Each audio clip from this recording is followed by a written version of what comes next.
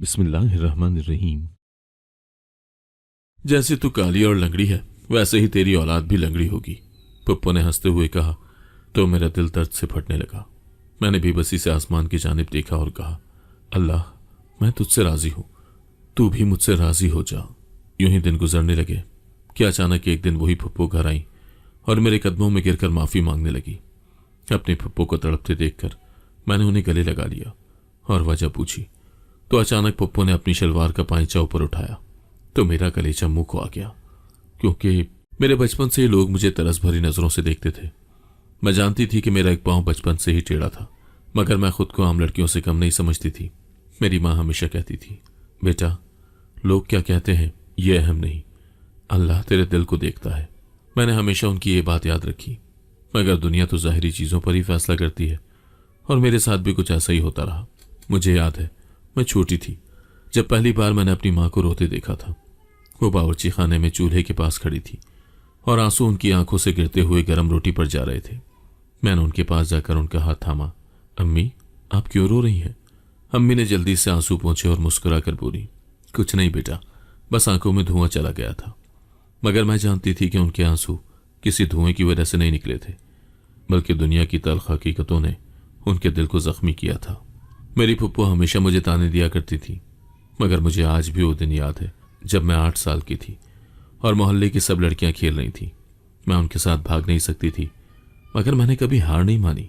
मैं अक्सर घर की दहलीज पर बैठकर उन्हें खेलते देखती और दिल में सोचती कि काश मैं भी उनकी तरह भाग सकती, मगर मैंने कभी अपने दिल की ख्वाहिश किसी से नहीं कही।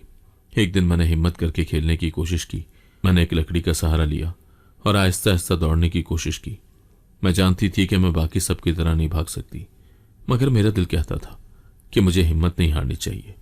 लेकिन तभी फूफू की बेटी ने सबके सामने जोर से कहा, देखो, लंगड़ी भी खेलने आ गई।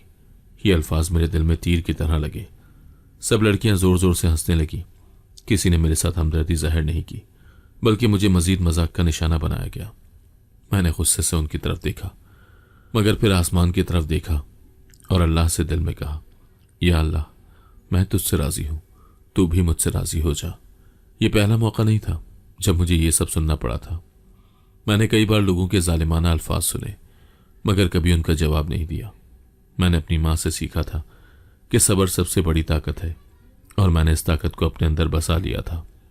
यही दुआ मैंने उस दिन भी की जब चचा की बेटी की शादी में फुप्पो ने सबके सामने कहा, जैसी तू काली और लंगड़ी है वैसे ही तेरी औलाद भी लंगड़ी होगी।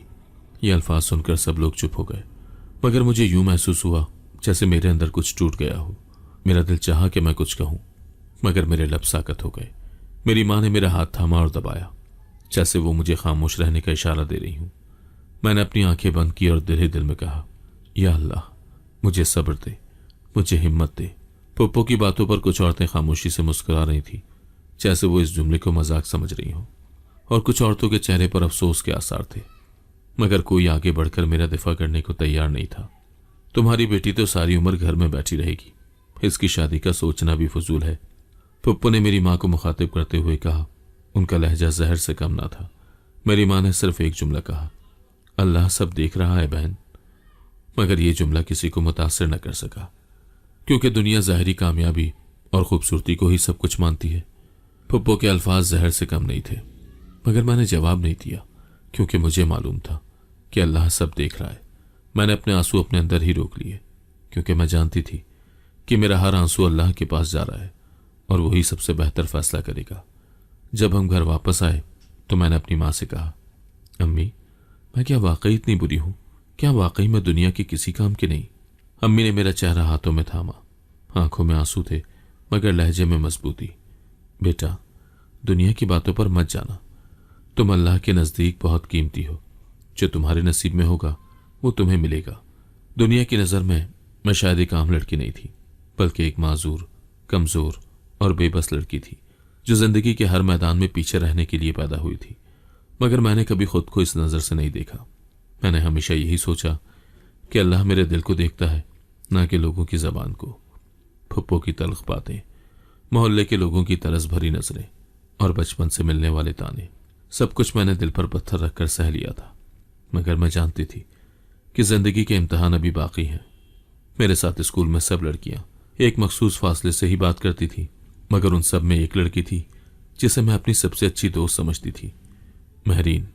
वो मुझे हमेशा तसल्ली देती, मेरे साथ बैठती, मेरे साथ लंच करती, और जब कोई मुझे ताना देता तो वो मेरी हिमायत में आगे बढ़ती। महविश, दुनिया की बातों पर मत जाया करो, तुम जैसी हो बहुत अच्छी हो। मुझे लगता है शायद मेरे नसीब में दोस्ती की कमी नहीं थी।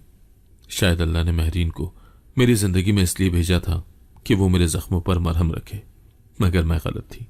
एक दिन स्कूल में लंच के दौरान महरीन ने मुझसे कहा, महविश, मेरे घर एक जरूरी काम है, क्या तुम स्कूल के बाद मेरे साथ चल सकती हो? मुझे हैरत हुई। महरीन ने पहले कभी मुझे अपने घर नहीं बुलाया था, मगर इस बार उसके लहजे में बेहद अपनायत थी। हाँ, क्यों नहीं, मैंने फौरन हामी भर ली। अच्छा, मगर किसी को बताना मत, ये बस हमारे बीच की बात है। महरीन ने आंख दबाकर मुस्कुराते हुए कहा, और मैं भी हंस दी। मुझे क्या मालूम था कि ये मेरी जिंदगी का सबसे तल्ख सबक बनने वाला है।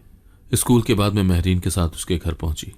जैसे ही घर में दाखिल हुई तो सब कुछ आम सा लग रहा था। तुम कमरे में बैठो, मैं बस अभी आई, महरीन ने जल्दी से कहा और अंदर चली गई। मैं उसके कमरे में आकर बैठी, मगर अचानक मुझे दूसरे कमरे से किसी अजनबी मर्द की आवाज सुनाई दी। ये वही लड़की है जिसे तुमने बुलाया है? मेरा दिल जोर से धड़कने लगा। फिर मैंने महरीन की आवाज सुनी, हाँ, तुम बस आराम से बैठो, मैंने अपनी सहेली को बुलाया है। अगर कोई पकड़ भी ले तो मैं यही कहूंगी कि तुम इसके साथ आए थे। मेरी सांसें रुक गईं। क्या? ये जुमला मेरे कानों में जहर की तरह उतरा। मैं अपनी जगह जैसे जम गई। मेरा दिल जोर जोर से धड़कने लगा और मेरी आंखों में आंसू तैरने लगे। महरीन, मेरी सबसे अच्छी दोस्त, जिसे मैं अपनी बहन समझती थी, वो मेरे साथ ये सब कर रही थी। मेरे दिल की दुनिया जैसे एक लम्हे में वीरान हो चुकी थी। मैं जमीन पर बैठी अपने कांपते हाथों को देख रही थी। महरीन की बातें, उस लड़के की हंसी, सब कुछ मेरे दिमाग में गूंज रहा था। तुम्हें यही लड़की मिली थी बुलाने के लिए? यह जुमला मेरी समातों में बिजली की तरह गिरा था। मैंने अपना सर उठाया और सामने खड़े उस लड़के के चेहरे को गौर से देखा।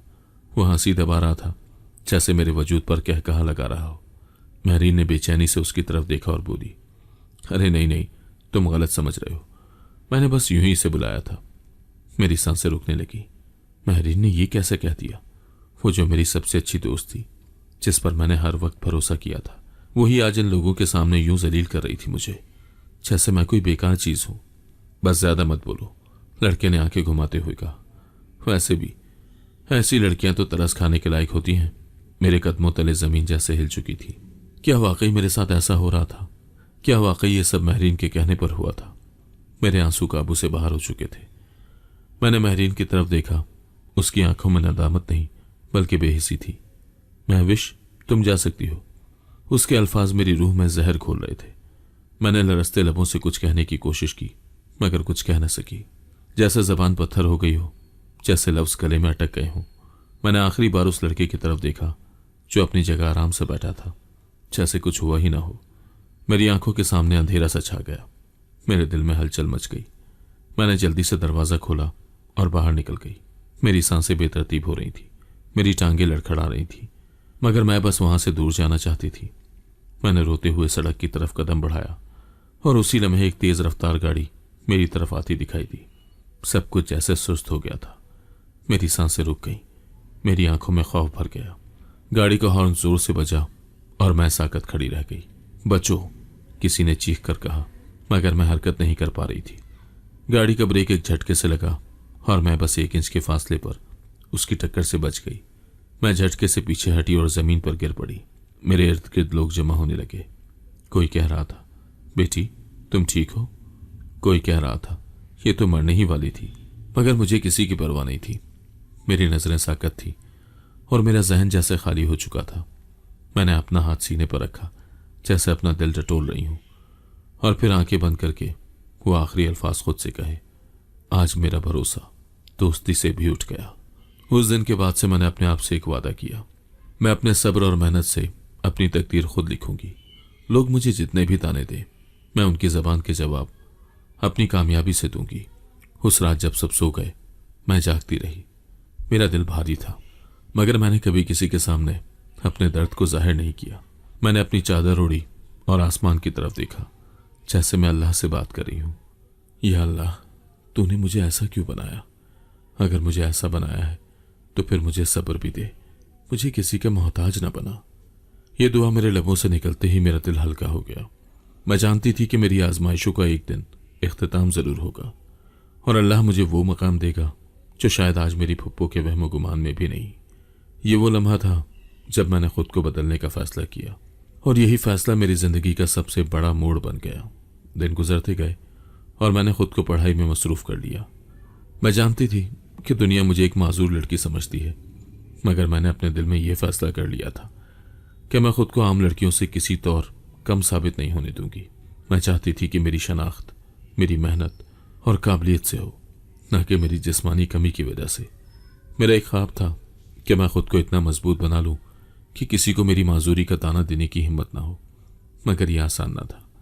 मैंने हर दिन एक नई आजमाइश का सामना किया, मगर मेरी माँ हमेशा कहती थी, बेटा दुनिया आजमाइश देती है मगर अल्लाह सब्र करने वालों को नवाजता है। एक दिन स्कूल में मेरी क्लास में एक तकरीरी मुकाबला होने वाला था। मैंने हमेशा खामोशी को अपना हथियार बनाया था, मगर उस दिन मेरा दिल चाहा कि मैं सबके सामने खड़ी होकर बोलूं ताकि लोग मेरी सलाहियतों को देख सकें, न कि मेरी कमजोरियों को। जब मैंने अपनी दोस्त सिद्रा से कहा कि मैं भी तकरीरी मुकाबले में हिस्सा लेना चाहती हूं, तो वो हैरान होकर बोली, मगर तुम तो कभी ज्यादा बोलती नहीं, स्टेज पर कैसे बोलोगी? मुझे लगा जैसे ये अल्फाज मेरी हिम्मत तोड़ने के लिए कहे गए हों, मगर मैंने दिल में सोचा कि अगर मैंने आज हिम्मत नहीं की तो शायद कभी न कर सकूं। मैंने मुकाबले में अपना नाम लिखवा दिया। घर आकर मैंने अम्मी को बताया तो वो हैरत में आ गई, मगर उनकी आंखों में एक अजीब सी रोशनी थी। बेटा अल्लाह तुम्हारी मदद करेगा, तुम सिर्फ नीयत साफ रखो। जब तकरीरी मुकाबले का दिन आया तो मेरी हिम्मत जवाब देने लगी। मुझे लगा जैसे सब लोग मुझ पर हंसेंगे। मैंने दिल ही दिल में कहा, या अल्लाह मुझे शर्मिंदा ना करना। जब मेरा नाम पुकारा गया तो मैंने आहिस्ता आहिस्ता आगे बढ़ना शुरू किया। मेरा एक पांव टेढ़ा था और मैं अपनी लाठी के सहारे चल रही थी। क्लास के कुछ लड़कों ने आहिस्ता से कहकहा लगाया और मेरे दिल में चुभन हुई, मगर मैंने नजरअंदाज कर दिया। उस दिन मैंने अपनी जिंदगी का पहला हौसलामंद कदम उठाया। मैंने तकरीर शुरू की और जब मेरी आवाज कांपने लगी तो मैंने अपनी माँ की बात याद की, इज्जत अल्लाह देता है, दुनिया नहीं। ये जुमला मेरे लिए ताकत बन गया। मेरी तकरीर खत्म होते ही पूरा हॉल तालियों से गूंज उठा। मेरी आंखों में आंसू आ गए, मगर ये खुशी के आंसू थे। लेकिन जब मैं घर आई तो फुप्पो पहले से बैठी हुई थी। उन्होंने तंजिया मुस्कुराहट के साथ कहा, बस यही दिन रह गए थे, अब लंगड़ी तकरीरें करेंगी। किसी को तो इसके लिए रिश्ता भेजना नहीं है और इसे तकरीरों की पड़ी है। मैंने एक लम्हे को सोचा कि मैं उनको जवाब दूं, मगर फिर अपनी माँ की तरफ देखा जो हमेशा खामोश रहती थी। मैंने भी खामोशी को चुन लिया, क्योंकि मैं जानती थी कि मेरी जीत का असल जवाब अब वक्त देगा। उसी दिन मैंने अपनी अम्मी को एक और आजमाइश से गुजरते हुए देखा। जब मैं कमरे में दाखिल हुई तो मैंने सुना कि पप्पो कह रही थी, तुम्हारी बेटी तो सारी उम्र बैठकर खाएगी, शादी तो कोई करेगा नहीं। अम्मी के चेहरे पर दुख था, मगर वो खामोश रही। मैंने पहली बार महसूस किया कि अल्फाज जख्मों से ज्यादा गहरे होते हैं। उस दिन मैंने खुद से वादा किया कि मैं अपनी तकदीर खुद बनाऊंगी। रात के वक्त जब मैं अपनी अम्मी के साथ बैठी तो उन्होंने मेरा हाथ थाम कर कहा, बेटा कभी हिम्मत ना हारना। लोग सिर्फ देखते हैं, मगर अल्लाह फैसले करता है। तुम्हारी मेहनत एक दिन सबको खामोश कर देगी। कुछ दिन के बाद मैं एक करीबी बाजार में गई, जहां मेरी एक पुरानी मोहल्ले की आंटी मिली। वो एक मशहूर रिश्ता कराने वाली खातून थी और वो मेरी माँ को देखकर बोली, बाजी तुम्हारी बेटी बड़ी हो रही है, मगर अफसोस कि इसका नसीब अच्छा नहीं। कौन करेगा इससे शादी? कोई आम लड़का तो नहीं। हाँ, अगर किसी माजूर लड़के का रिश्ता हो तो देख लूं। अम्मी ने खामोशी इख्तियार कर ली, मगर मैं अंदर से टूट चुकी थी। मैंने खुद से अहद किया कि मैं दुनिया को साबित करके दिखाऊंगी कि एक माजूर जिस्म वाला शख्स अगर इरादा कर ले तो दुनिया का सबसे मजबूत इंसान बन सकता है। उस रात मैंने फिर अल्लाह से बात की। मैंने सजदे में जाकर कहा, या अल्लाह मैंने सब्र किया है, मुझे हिम्मत दे। मैं दुनिया को दिखाना चाहती हूँ कि तेरे फैसले सबसे बेहतरीन होते हैं। वो लम्हा मेरी जिंदगी में सब कुछ बदलने वाला था। मैंने तहैया कर लिया कि अब मैं खुद को मजीद कमतर महसूस नहीं करूंगी। मैंने पढ़ाई में पूरी तवज्जो देने का फैसला किया और हर वो मौका हासिल करना चाहा जहां मैं खुद को मजबूत कर सकूं। ये मेरा पहला इम्तिहान था और मैंने खुद से वादा कर लिया था कि अब मैं कभी हार नहीं मानूंगी। मैं जानती थी कि मेरे सब्र और मेहनत एक दिन मेरी तकदीर बदल देगी। और वो दिन बहुत करीब था। वक्त का पहिया तेजी से घूम रहा था। मेरी जिंदगी में कई उतार चढ़ाव आए, मगर मैंने सब्र का दामन कभी नहीं छोड़ा। मैं जानती थी कि मेरा सब्र और मेहनत एक न एक दिन तो जरूर रंग लाएंगे। और वो दिन बिलाखिर आ गया जब मैंने अपनी तालीम मुकम्मल कर ली और एक बड़ी कंपनी में नौकरी मिल गई। ये लम्हा मेरे लिए ख्वाब की ताबीर से कम नहीं था। वही लड़की जिसे बचपन से कमजोर समझा गया, जिस पर हर वक्त तंज के तीर बरसाए गए, आज एक काबिल और खुद मुख्तार खातून बन चुकी थी। जब मुझे पहली तनख्वाह मिली तो मेरी खुशी का कोई ठिकाना न था। मैं सीधा घर पहुंची और माँ के हाथ में वो रकम रख दी। अम्मी, ये मेरी पहली कमाई है। माँ की आंखें नम हो गईं। उन्होंने मुझे गले लगाया और आहिस्ता से कहा, बेटा, तूने मेरा सर फख्र से बुलंद कर दिया। ये वो अल्फाज थे जिनके लिए मैंने अपनी पूरी जिंदगी मेहनत की थी। मुझे लगा जैसे मेरी सारी कुर्बानियां रंग ले आई हैं। मैंने माँ के चेहरे पर फख्र की रोशनी देखी और वो लम्हा मेरी तमाम आजमाइशों का बेहतरीन इनाम था। मगर ये खुशी सबके लिए खुशी का सबब न थी। मेरी पप्पो के लिए एक नया जख्म था। उन्हें मेरा यूं कामयाब होना किसी सूरत बर्दाश्त नहीं था। जब उन्हें मालूम हुआ कि मैं नौकरी करने लगी हूं तो वो फौरन हमारे घर आ गई। उनके चेहरे पर तंजिया मुस्कुराहट थी और आंखों में जलन की चमक नुमाया थी। ये सब आर्जी है, एक दिन सब खत्म हो जाएगा, फिर देखना। मैंने उनकी बात सुनी मगर कुछ जवाब नहीं दिया। मैं जानती थी कि उनका हर तंज, हर जहरीला जुमला मेरी मेहनत और कामयाबी को रोक नहीं सकता। मैंने सिर्फ दिल में कहा, या अल्लाह, मैं किसी को नीचा नहीं दिखाना चाहती, मैं बस इज्जत से जीना चाहती हूं। ये पहला मौका नहीं था जब पप्पू ने मेरी कामयाबी को कमजोर करने की कोशिश की हो। वो हमेशा यही चाहती थी कि मैं उनके तानों और मायूसियों का शिकार हो जाऊं, मगर इस बार मैं पहले से ज्यादा मजबूत हो चुकी थी। कुछ दिन के बाद खानदान में एक दावत थी। वहां सब मेरे बारे में बात कर रहे थे और अक्सर लोग मेरी कामयाबी की तारीफ कर रहे थे। मगर पप्पू के लिए ये एक नई तकलीफ थी। वो हर किसी के पास जाकर कहती, ये सब वक्ती है, औरतों को ज्यादा पढ़ा लिखा कर नौकरी पर भेजना अच्छी बात नहीं है, कल को इसका भी गुरूर टूटेगा। मुझे उनकी बातों का असर लेने की जरूरत नहीं थी, मगर जब मैंने अपनी माँ के चेहरे पर अफसुर्दगी देखी तो मेरा दिल दुख से भर गया। मैं जानती थी कि जिंदगी में सब कुछ इंसान की नीयत के मुताबिक होता है। मैंने हमेशा साफ नीयत रखी और अल्लाह ने मेरी दुआ सुन ली। अगले ही दिन एक खबर सुनकर सब हैरान रह गए। फुप्पो के शौहर की कंपनी दिवालिया हो गई थी। वही शौहर जो हमेशा दूसरों पर रोब जमाने में फख्र महसूस करते थे, आज खुद माली बहरान का शिकार हो गए। ये खबर मेरे कानों तक पहुंची, मगर मैंने कोई खुशी का इजहार नहीं किया। मैं जानती थी कि अल्लाह की तरफ से एक सबक था। मैंने माँ की तरफ देखा, वो भी खामोश थी, क्योंकि हमने हमेशा यही सीखा था कि किसी के जवाल पर खुश नहीं होना चाहिए। फुप्पो के लिए एक बहुत बड़ा धचका था। वो जो हमेशा दूसरों को कमतर समझती थी, आज खुद आजमाइश में मुब्तला हो चुकी थी। मगर उनका गुरूर अब भी खत्म नहीं हुआ था। कुछ दिन के बाद वो दोबारा हमारे घर आ गई, मगर इस बार उनके चेहरे पर वही पुराना तंज नहीं था, बल्कि एक अजीब सी बेबसी थी। वो बराह रास्त मेरी माँ से मुखातिब हुई, बहन दुआ करो, हालात बेहतर हो जाए, सब कुछ तबाह हो गया है। माँ ने उनकी तरफ देखा और नर्म लहजे में कहा, अल्लाह हर चीज पर कादिर है। मैं जानती थी कि यह वक्त भी गुजर जाएगा, मगर मैंने एक और सबक सीखा था। इंसान का गुरूर हमेशा उसका सबसे बड़ा दुश्मन होता है। अगर मैं चाहती तो मैं भी उन्हें तंज का जवाब दे सकती थी, मगर मैंने हमेशा अपनी माँ की तरबियत पर अमल किया। मैंने अपनी माँ के कंधे पर सर रखा और कहा, अम्मी, अल्लाह का शुक्र है मैंने कभी किसी की तजलील नहीं की।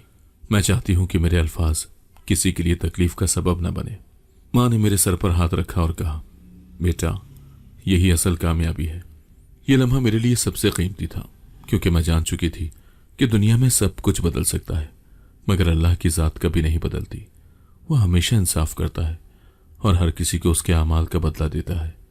दुनिया का सबसे बड़ा सच यह है कि इंसान जो कुछ बोता है वही काटता है। मैंने हमेशा यह सुना था कि गुरूर इंसान को ले डूबता है, और आज ये बात मैं अपनी आंखों से सच होते देख रही थी। फुप्पो का गुरूर खाक में मिलने लगा था। उनके शौहर का कारोबार खत्म हो चुका था और वो कर्ज में डूब चुके थे। वही लोग जो कल तक दूसरों को कमतर समझते थे, आज खुद आजमाइशों में घिरे हुए थे। फुप्पो की वो रऊनत, वो तेज जबान, वो जहरीले अल्फाज सब कहीं खो गए थे। उनके चेहरे पर अब वो तंजिया मुस्कुराहट नहीं थी, बल्कि एक अजीब सी बेबसी थी। एक दिन जब मैं दफ्तर से घर पहुंची तो देखा कि फुप्पो बैठी अपनी बहू से झगड़ रही थी। मैंने अपनी चादर उतारी और पानी पीने के लिए किचन की तरफ गई, मगर तभी मेरी समात में उनके अल्फाज गूंजे, ये लड़की हमेशा कमतर ही रहेगी, इसका नसीब कभी नहीं खुलेगा। मैंने अपनी सांस रोक ली। ये वही जुमला था जो बचपन से कहती आई थी और आज भी उनके लहजे में वही जहर था। मैं जानती थी कि उनकी आजमाइश उन्हें बदलेगी नहीं, क्योंकि कुछ लोग सिर्फ वक्त के थप्पड़ों से ही सीखते हैं। मैंने नजर झुकाकर दिल में अल्लाह से कहा, या अल्लाह, मुझे नहीं मालूम कि मेरा नसीब क्या है, मगर मैं जानती हूं कि तूने मेरे लिए कुछ अच्छा सोच रखा है। अल्लाह कभी किसी के साथ नाइंसाफी नहीं करता। कुछ दिन के बाद मोहल्ले में एक बात मशहूर हो गई कि पप्पू के बेटे ने अपनी मां के रवैये से तंग आकर उन्हें छोड़ दिया है। वो अपनी बीवी के साथ अलग हो गया था क्योंकि वो नहीं चाहता था कि उसकी जिंदगी भी जहर बन जाए। ये सुनते ही मेरी मां ने अफसोस से कहा, बेटा, हम किसी के बुरे वक्त पर खुश नहीं होते, दुआ करो कि वो सुधर जाए। मगर मुझे मालूम था कि यह गुरूर का अंजाम था और पप्पू के लिए ये सब सहना आसान नहीं था। कुछ दिन के बाद पप्पू हमारे घर आई, मगर इस बार उनके चेहरे पर वही गुरूर न था।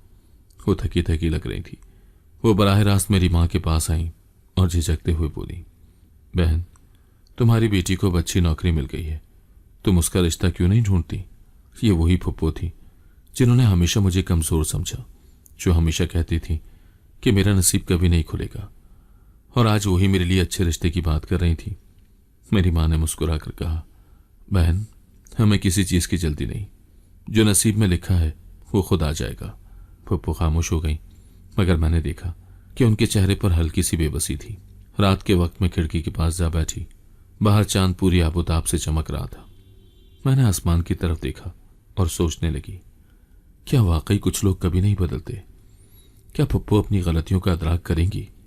मैं जानती थी कि मैं बद्दुआ नहीं देती, मगर मुझे यकीन था कि अल्लाह का इंसाफ हमेशा होता है, चाहे देर से ही क्यों ना हो। एक दिन जब मैं दफ्तर में थी तो मां का फोन आया।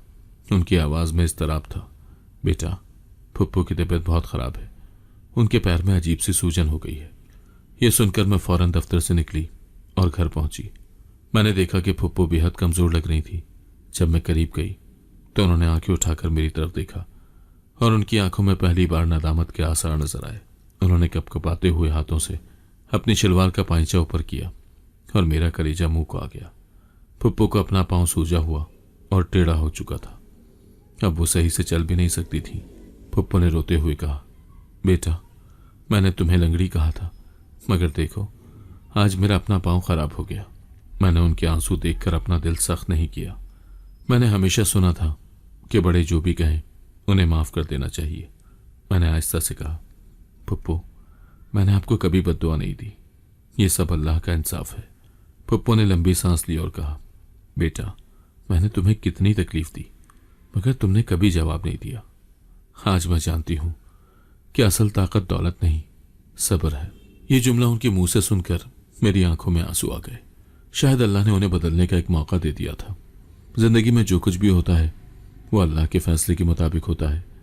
पप्पू के लिए ये सब एक सबक था और मेरे लिए ये इस बात की दलील थी कि अल्लाह हमेशा इंसाफ करता है। मैंने माँ के पास जाकर कहा, अम्मी, अल्लाह सब देख रहा होता है ना? माँ ने मेरा माथा चूमा और कहा, हाँ बेटा, अल्लाह कभी किसी के साथ नाइंसाफी नहीं करता। ये सुनकर मैंने अपनी आंखें बंद कर ली और दिल ही दिल में शुक्र अदा किया कि अल्लाह ने मुझे सब्र की दौलत दी जो किसी खजाने से कम नहीं थी। जिंदगी में सब कुछ पल भर में बदल सकता है। जो लोग कल ताकतवर और मगरूर होते हैं, वक्त उनकी गर्दन झुका देता है। मैंने हमेशा सुना था कि अल्लाह का इंसाफ जल्द या बधीर आता है, मगर बेहतरीन आता है, और आज ये बात मैं अपनी आंखों से देख रही थी। उस दिन मैं अपनी माँ के साथ बैठकर चाय पी रही थी। ये एक आम दिन लग रहा था, मगर हमें नहीं मालूम था कि हमारी दहलीज पर एक गैर मामूली लम्हा खड़ा था। अचानक दरवाजे पर दस्तक हुई। मैंने जाकर दरवाजा खोला। जो मंजर मेरे सामने था उसने मेरे कदमों तले जमीन खींच ली। फुप्पो, वही फुप्पो जिनकी जबान हमेशा जहर उगलती थी, जो हमेशा मुझे कमतर समझती थी, जो हर मौके पर मुझे नीचा दिखाने की कोशिश करती थी। आज वो मेरे कदमों में बैठी थी और उनकी आंखों से आंसू बह रहे थे। बेटा, मैं गलत थी, मैं बहुत गलत थी। मैं हैरान रह गई। मेरा दिल धड़कना भूल गया। मैंने सोचा कि शायद ये कोई ख्वाब है, क्योंकि जो औरत मुझे कभी इज्जत देने को तैयार न थी, आज वो मेरी दहलीज पर झुकी हुई थी। मैंने उनका हाथ पकड़ा और उन्हें सहारा देकर खड़ा किया। फुप्पो, आप ये क्या कह रही हैं? क्या हुआ है? फुप्पो ने कांपते हाथों से अपनी शलवार का पायचा ऊपर किया और मेरा कलेजा मुंह को आ गया। फुप्पो का अपना पांव सूजा हुआ और टेढ़ा हो चुका था। वो अब सही से चल भी नहीं सकती थी। बेटा, मैंने तुम पर जितना जुल्म किया, शायद अल्लाह ने मुझे उसका बदला दिया है। उनकी आंखों में पछतावे के आंसू थे। वो वही औरत थी जो हमेशा मुझे लंगड़ी कहकर बुलाती थी, मगर आज खुद एक माजूर की जिंदगी गुजारने पर मजबूर हो चुकी थी। मैंने उन्हें अंदर बुलाया। वो सहारा लेकर अंदर आई। मेरी माँ ये सब देखकर परेशान हो गई थी। बाजी, ये आपको क्या हुआ है? माँ ने फिक्रमंदी से पूछा। फुप्पो ने सर झुका लिया, जैसे वो खुद को कोस रही हूं। बहन, मैंने सारी उम्र दूसरों को कमतर समझा, खासतौर पर तुम्हारी बेटी को। मैंने कभी नहीं सोचा था कि अल्लाह का इंसाफ इस तरह आएगा। मेरी माँ ने एक नज़र मेरी तरफ देखा। वो जानती थी कि मेरे दिल में उस औरत के लिए कितना दुख था, मगर उन्होंने मुझे हमेशा माफ करने का सबक दिया था। फुप्पो ने मेरे हाथ थामे। बेटा, मुझे माफ कर दो। मैंने तुम्हें जितने भी ताने दिए, जितनी भी तकलीफ दी, वो सब मेरी कमसरफी थी। आज मैं समझ चुकी हूं कि इज्जत और जिल्लत सिर्फ अल्लाह के हाथ में होती है। उनका लहजा कांप रहा था। मुझे नहीं मालूम था कि मैं क्या कहूं। फुप्पो, अल्लाह सब देखता है। जो होता है वो हमारे अमाल का नतीजा होता है। उन्होंने सर झुकाया और रोते हुए कहा। बेटा, मेरा अपना बेटा भी मुझे छोड़कर जा चुका है। उसने कहा कि मैंने जिंदगी में कभी किसी के साथ अच्छा नहीं किया, इसीलिए अब मैं अकेली रहने के काबिल हूं। यह सुनकर मेरा दिल एक लम्हे को कांप गया। बेटा, मैंने तुम्हें हमेशा कमजोर समझा, मगर आज मैं जानती हूं कि असल ताकत माफी और सब्र में है। मैं तुमसे माफी मांगती हूं। यह लम्हा मेरे लिए अजीब था। मैंने हमेशा सुना था कि माफी मांगना आसान नहीं होता, खासतौर पर उन लोगों के लिए जिनका गुरूर उनके फैसलों पर हावी हो। मगर आज फुप्पो वो गुरूर तोड़ चुकी थी।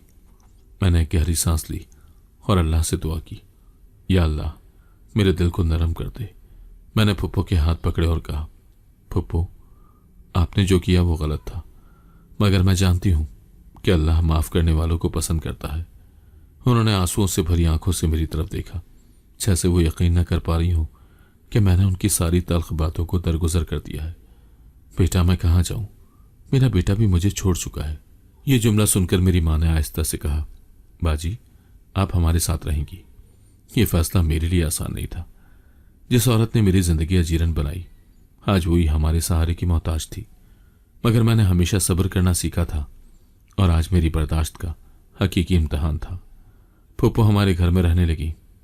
वो जो कभी मुझे लंगड़ी कहकर बुलाती थी, आज वो खुद चलने के काबिल न थी। मैं उन्हें दवा देती, उनकी मदद करती, मगर वो हर दिन मुझे देखकर शर्मिंदा होती। एक दिन जब मैं उनके कमरे में गई तो वो कुरान खोलकर रो रही थी। मैंने आहिस्ता से पूछा, फुप्पो, क्या हुआ? उन्होंने मेरी तरफ देखा और कहा, बेटा, मैंने अल्लाह से भी माफ़ी मांग दी है। मुझे नहीं मालूम कि मेरी तौबा कबूल होगी या नहीं, मगर मैं दुआ करती हूँ कि अल्लाह तुम्हें दुनिया की हर खुशी दे। ये वही फुप्पो थी जो कहती थी कि मेरा नसीब कभी नहीं खुलेगा, और आज वही मेरे लिए दुआ कर रही थी। अल्लाह की कुदरत से कुछ अरसे बाद ही मेरी शादी का पैगाम आया, मगर यह कोई आम रिश्ता नहीं था, बल्कि एक ऐसे इज्जतदार और अमीर खानदान से आया था जिसका तस्वुर भी फुप्पो ने कभी नहीं किया था। जब पहली बार मेरी माँ ने मुझे यह खबर सुनाई तो मैं हैरत में डूब गई। अम्मी, क्या वाकई? मेरी आवाज कपकपा रही थी। हाँ बेटा, और ये लोग खुद तुम्हें देखने आना चाहते हैं। यह खबर पूरे खानदान में फैल गई। फुप्पो समेत हर कोई हैरान था। वो जो मुझे हमेशा कमतर समझती थी, आज वो खामोश थी, क्योंकि अब किस्मत ने मेरे हक में फैसला कर दिया था। जिंदगी कभी एक जैसी नहीं रहती, वक्त हमेशा करवट लेता है। जो लोग कल हमें कमतर समझते थे, आज वही हमारे दर पर आकर मदद के तलबगार बन जाते हैं। ये दुनिया एक आईना है। जो हम दूसरों के साथ करते हैं वही किसी न किसी सूरत में हमारे साथ जरूर होता है। फुप्पो जो कभी अपनी आना, गुरूर और सख्त मिजाजी के लिए मशहूर थी, आज वक्त ने उन्हें तोड़ दिया था। उनका गुरूर खत्म हो चुका था, उनकी जबान की तलखी मिट चुकी थी और उनके चेहरे पर हमेशा रहने वाली सख्ती अब नरमी में बदल गई थी। फुप्पो की माजूरी ने उन्हें मुकम्मल तौर पर बदल दिया था। उनके बेटे ने जिसके लिए उन्होंने सारी जिंदगी दूसरों को ताने दिए, आज उनका साथ छोड़ दिया था। अम्मी, मैं आपकी खिदमत नहीं कर सकता, मेरी अपनी जिंदगी है। ये वही बेटा था जिसकी कामयाबियों पर वो फख्र किया करती थी, जो उन्हें जिंदगी का सबसे बड़ा सहारा लगता था। मगर जब उन पर आजमाइश आई तो वो उन्हें छोड़कर चला गया। ये सब अचानक नहीं हुआ था। वक्त के साथ साथ उनके घर में भी एक कहानी चल रही थी, जिसका अंजाम आज उनकी दहलीज से बाहर था। फुप्पो की माजूरी के बाद उनकी जिंदगी मुकम्मल तौर पर बदल गई थी। पहले जो हर चीज पर काबू रखती थी, आज वो दूसरों की मोहताज हो चुकी थी। वो जो दूसरों के ताने सुनकर मजे लिया करती थी, आज खुद हर बात पर तंज सह रही थी। उनके बेटे की बीवी, जो शादी से पहले उनके आगे पीछे फिरती थी, अब खुलकर उनसे बदतमीजी करने लगी थी। सारा दिन बस बिस्तर पर पड़ी रहती है, ना खुद कुछ करती है, ना किसी को करने देती है। बहू की आवाज घर में गूंजती। बेटा, जो पहले माँ की हर बात पर सर झुकाता था, अब खामोश रहता। एक दिन जब पप्पू ने उससे कहा, बेटा बेटा जो पहले माँ की हर बात पर सर झुकाता था, अब खामोश रहता।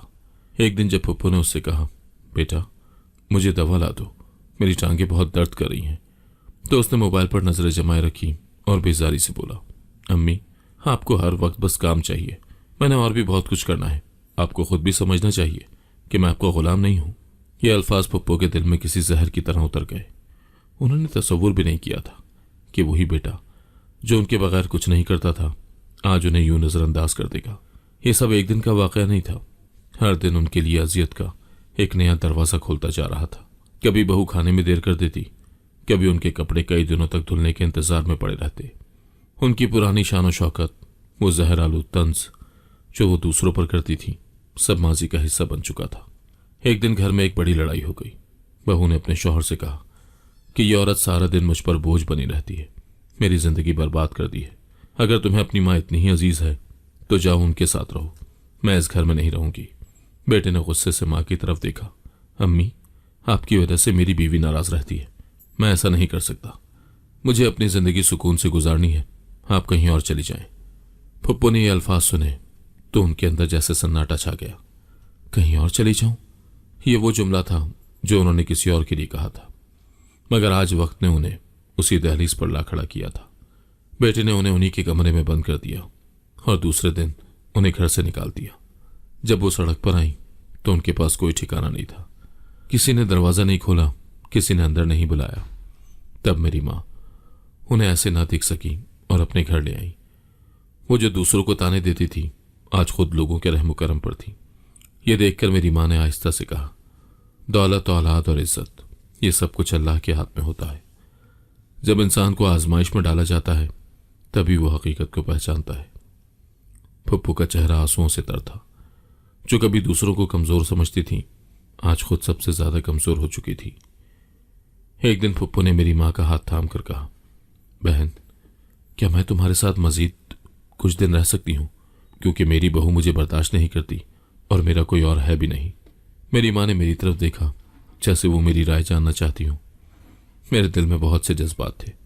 मैंने सारी जिंदगी उनकी तल्ख बातों को सहा था, मगर मैंने हमेशा सब्र किया था। आज मैं जानती थी कि ये मेरा इम्तहान है। मैंने नरमी से कहा, फुप्पो, ये घर आपका भी है। ये सुनते ही फुप्पो ने मेरे हाथ थाम लिए और आहिस्ता से बोली, बेटा, मैं तुम्हें सताने के बदले तुमसे सहारा मांग रही हूं, मुझे माफ कर दो। मैंने मुस्कुराकर उनके हाथ थामे। फुप्पो, मैंने आपको बहुत पहले ही माफ कर दिया था। ये कहकर मैंने दिल दिल में अल्लाह का शुक्र अदा किया, क्योंकि आज मेरे सब्र का बदला मुझे मिल रहा था। वक्त गुजरता गया और मेरी जिंदगी में एक नया मोड़ आया। मेरे सब्र का इनाम अल्लाह ने मुझे बेहतरीन तरीके से दिया। मुझे तरक्की के बाद एक बेहतर जिंदगी मिल गई। अल्लाह ने मुझे एक ऐसा शौहर दिया जो मेरी इज्जत करता था, जो मेरी माजूरी को मेरी कमजोरी नहीं समझता था, बल्कि मेरी हिम्मत को मेरा सबसे बड़ा असासा मानता था। शादी कोई आम तकरीब नहीं थी। बारात इतनी शानदार थी कि पूरे मोहल्ले के लोग दंग रह गए। दर्जनों चमचमाती गाड़ियां, महंगे लिबास में मलबूस लोग, कीमती जेवरात में लिपटी हुई औरतें और हर तरफ एक शाहाना अंदाज। मोहल्ले की औरतें जो कभी मेरे पीछे बातें करती थी, आज वो हैरत और हसद से बारात को देख रही थी। ये वही महविश है ना? हाँ, जिसे कभी उसकी फुप्पो कहती थी कि इसका नसीब नहीं खुलेगा। जब मैं अपनी माँ के गले लगी तो मेरी नज़र पप्पो पर पड़ी। वो सर झुकाए खड़ी थी, जैसे मान चुकी हूं कि आज उनका गुरूर मुकम्मल तौर पर टूट चुका है। मैं आहिस्ता आहिस्ता उनके करीब गई और उन्होंने झिझकते हुए मेरे हाथ थाम लिए। उनके हाथ कांप रहे थे और आंखें नम थी। बेटा, मैंने तुम्हें हमेशा कमतर समझा, मगर आज मैं मानती हूं कि तुम मुझसे कहीं ज्यादा अजीम हो। मैंने उनके हाथों को मोहब्बत से थामा और दिल में सोचा कि ये लम्हा मेरी जीत का है। ये वो इनाम है जो अल्लाह ने मेरे सब्र के बदले में दिया है। जब मेरी बारात गई तो सब लोग हैरान खड़े थे। कुछ लोगों के चेहरों पर हैरत थी, कुछ के दिल में रश्क था और कुछ की आंखों में भी बसी थी, क्योंकि वो सब जान चुके थे कि अल्लाह जिसे इज्जत देना चाहे उसे कोई जलील नहीं कर सकता। शादी के बाद जब मैं पहली बार अपने शौहर के साथ अपने नए घर में दाखिल हुई तो मैंने अल्लाह के हुजूर सजदा किया और दिल में कहा, या अल्लाह, तूने मेरे सब्र का कितना हसीन इनाम दिया। पप्पू ने मुझे खुशी खुशी रुखसत किया था। उनकी आंखों में आंसू थे, मगर वो आंसू पहले जैसे नहीं थे।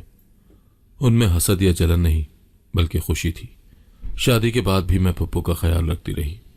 मेरी माँ हमेशा कहती थी, बेटा, जिन्होंने तुम्हें तकलीफ दी उनके लिए दुआ करना, क्योंकि यही असल फतह है। मैंने यही किया। मैंने पप्पू को कभी उनके बुरे रवैये का एहसास दिलाने की कोशिश नहीं की, बल्कि हमेशा उनके साथ मोहब्बत से पेश आई। जिंदगी हमेशा ऐसे इम्तहानात में डालती है जिनकी हमने कभी तवक्को भी नहीं की होती। मैं समझ रही थी कि मेरे सब्र का इम्तिहान खत्म हो चुका है, मगर हकीकत यह थी कि यह तो अभी शुरू हुआ था। मेरी शादी के बाद सब कुछ ठीक लग रहा था। मैं अपनी बेटी के साथ खुश थी, शौहर मेरे साथ थे और अल्लाह ने मुझे इज्जत और सुकून अता कर दिया था। मगर कुछ लोग ऐसे होते हैं जो दूसरों की खुशी नहीं देख सकते। मैंने सोचा था कि मेरी नंद और ससुराल के लोग अब मुझे कबूल कर चुके हैं, मगर मैं गलत थी। ये सब एक दिन अचानक शुरू हुआ जब मेरी नंद ने मुझ पर एक ऐसा इल्जाम लगा दिया जिसने मेरी इज्जत और वकार को दांव पर लगा दिया। रात के वक्त सब खाने की मेज पर बैठे थे, सब कुछ नॉर्मल लग रहा था। मैंने सास के लिए उनका पसंदीदा सालन बनाया था और शौहर दिन भर की बातें कर रहे थे। मेरी नंद खामोशी से खाने में मसरूफ थी, मगर उसकी नजरें मुसलसल मुझ पर थीं। मैंने महसूस किया कि वो किसी मौके की तलाश में है, जैसे वो किसी तूफान को जन्म देने के लिए तैयार बैठी हो। अचानक उसने एक गहरी सांस ली और बोली, अम्मी, आपको पता है, मैंने भाभी को कल रात किसी से छुपकर फोन पर बात करते सुना। मेरा चम्मच हाथ में ही रुक गया। मैंने हैरत से उसकी तरफ देखा और मेरे शौहर ने भी फौरन चौंक कर मेरी तरफ नजर डाली।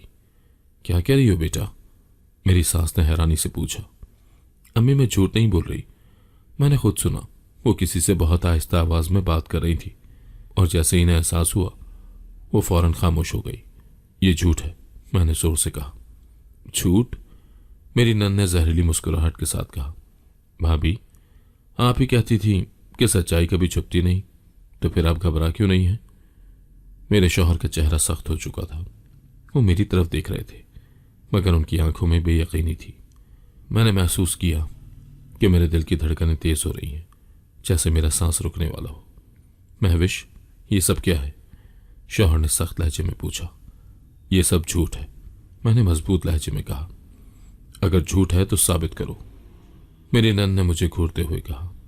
यह वो लम्हा था जब मुझे एहसास हुआ कि जब कोई शख्स तुम्हें गिराना चाहे तो वो तुम्हारी सबसे छोटी कमजोरी को भी तुम्हारे खिलाफ इस्तेमाल कर सकता है। क्या कोई सबूत है तुम्हारे पास? मैंने उसकी तरफ देखते हुए कहा। सबूत? वो तंजिया हंसी। अब तो अम्मी भाभी मुझसे हिसाब मांग रही हैं। मैं तो आपके भले के लिए बोल रही थी। मेरी सास की नजरें मुझ पर मरकूज हो चुकी थी। महफिश, मैंने तुम्हें हमेशा बेटी समझा, मगर तुमने ये सब। अम्मी, आप भी? आप मुझ पर शक कर रही हैं? मेरी आवाज भर आ गई। शक? महविश, जब बात इज्जत की हो तो शक भी बहुत बड़ी चीज बन जाता है। यह सुनकर मैं खामोश हो गई। मेरा शौहर जो अब तक खामोश था, अचानक कुर्सी खींचकर खड़ा हो गया। यह सब कब से चल रहा है? उनकी आवाज गूंजी। मेरी नंद ने सर झुका लिया, जैसे वो मासूम हो। मेरी सास ने आहिस्ता से कहा, हमें नहीं मालूम कि यह सब कब से चल रहा है, मगर हमें शक है कि कुछ गलत जरूर है। ये अल्फाज जैसे मेरे दिल पर छुरी की तरह लगे। मैंने बेबसी से अपने शौहर की तरफ देखा, मगर वो खामोशी से खड़े थे। उनके चेहरे पर सख्ती थी। महविश, जब तक सब क्लियर नहीं हो जाता तुम्हें यहां से जाना होगा। उनके अल्फाज मेरे लिए बिजली बनकर गिरे। क्या? मेरी आंखों में आंसू आ गए। हाँ, तुम्हें जाना होगा। मैंने किसी को कुछ नहीं कहा। मैंने अपनी बेटी को गोद में लिया और खामोशी से घर से निकल आई। ये वही दर था जहां मैं एक दिन दुल्हन बनकर दाखिल हुई थी और आज उसी दर से मुझे निकाला जा रहा था। मैं अपनी मां के पास वापस आ गई, मगर दिल में एक अजीब सा जख्म लेकर। मगर अल्लाह की कुदरत हमेशा काम करती है। कुछ दिन बाद मेरे शौहर रात के वक्त किसी काम से वापस आए तो उसने मां और बहन की गुफ्तगू सुन ली। अम्मी, अब भाभी को हमेशा के लिए यहां से निकाल दो। आखिर हमने कितनी मेहनत से ये चाल चली है। मेरी नंद की आवाज गूंजी। हाँ, मैं भी यही चाहती हूं। अब वो यहां वापस नहीं आनी चाहिए। ये सुनकर मेरे शौहर का खून खौल गया। ये सब तुम्हारा किया धरा था? उनकी आवाज गूंजी और मेरी नंद का रंग फक हो गया। मेरी सास ने फौरन बहाना बनाने की कोशिश की, मगर वो जान चुके थे कि उनकी बीवी बेगुनाह थी और उनकी बहन ने सिर्फ अपनी जिद में ये सब किया था। उसी रात मेरे शौहर मुझे लेने के लिए आए। महविश, मुझे माफ कर दो। मैंने तुम पर शक करके गलती की। उनकी आंखों में नदामत थी। मैंने उन्हें गौर से देखा और फिर सर झुका दिया। मैंने उनके साथ वापस जाने के लिए कदम बढ़ाया, मगर जैसे ही गाड़ी करीब आई मैं रुक गई। क्या हुआ? शौहर ने हैरत से पूछा। हम पहले कहीं और जाएंगे। कहाँ? कब्रिस्तान। हम कब्रिस्तान पहुंचे और मैं सीधा अपने फुप्पो की कब्र पर जाकर रुक गई। फुप्पो, मैंने आपको माफ कर दिया था और आज मैं आपके लिए दुआ करने आई हूं। मेरी आंखों में आंसू आ गए। मेरे दिल में एक नाकाबिले बयां सुकून था। जिंदगी का सबसे बड़ा सबक यही था, सब्र करने वालों की जीत हमेशा होती है और अल्लाह हमेशा इंसाफ करता है। मैंने अपनी बेटी को गोद में लिया और दिल में कहा, अल्लाह सब्र करने वालों को कभी मायूस नहीं करता। अगर आपको आज की कहानी पसंद आई है तो वीडियो को जरूर लाइक कीजिएगा और अपने दोस्तों के साथ भी शेयर कीजिएगा। और हां, अगर आपने अभी तक हमारा चैनल सब्सक्राइब नहीं किया तो जरूर सब्सक्राइब करें। मिलते हैं कल एक नई और दिलचस्प कहानी के साथ। अल्लाह हाफिज।